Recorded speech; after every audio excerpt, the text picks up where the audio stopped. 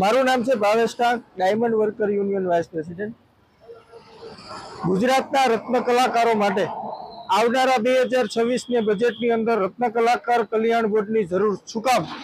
આ સૌથી મોટો પ્રશ્ન આજે તમામ લોકોને થઈ રહ્યો છે। ત્યારે એની સ્પષ્ટતા કરીએ તો રત્ન કલાકારને જેવી રીતે બાંધકામ શ્રમિકને જે લાભ મળે છે એવી જ રીતે રત્ન કલાકાર કલ્યાણ બોર્ડના માધ્યમથી રત્ન કલાકારોને લાભ મળે, હોમ લોન સસ્તી મળે, પ્રધાનમંત્રી આવાસ યોજના, મુખ્યમંત્રી આવાસ યોજનાનો લાભ આ બોર્ડના માધ્યમથી મળે, આરોગ્યની સુવિધાઓ આ બોર્ડના માધ્યમથી મળે।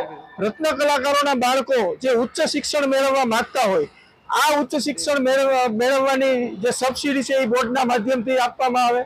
રત્ન કલાકારોને સ્કિલ ડેવલપ કરવી હોય તો આ સ્કિલ ડેવલપની પણ સુવિધાઓ આ બોર્ડના માધ્યમથી મળે। એટલા માટે રત્ન કલાકાર કલ્યાણ બોર્ડની માગણી કરી રહ્યા છીએ અને આ માગણી છેલ્લા 5 વર્ષથી ડાયમંડ વર્કર યુનિયન કરતું આવ્યું છે।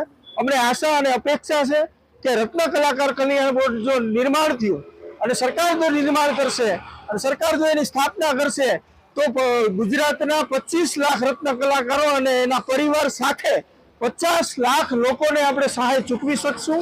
અને આ બોર્ડની અંદર જનપ્રતિનિધિ હોય કે પછી ઉદ્યોગકારોના પ્રતિનિધિ હોય અને રત્ન કલાકારોના પ્રતિનિધિને રાખવામાં આવે જેથી કરી વહીવટાનો પારદર્શક રીતે જળવાઈ રહે। રત્ન કલાકાર કલ્યાણ બોર્ડની સ્થાપના ગુજરાતના રત્ન કલાકારો માટે ખૂબ જરૂરી છે।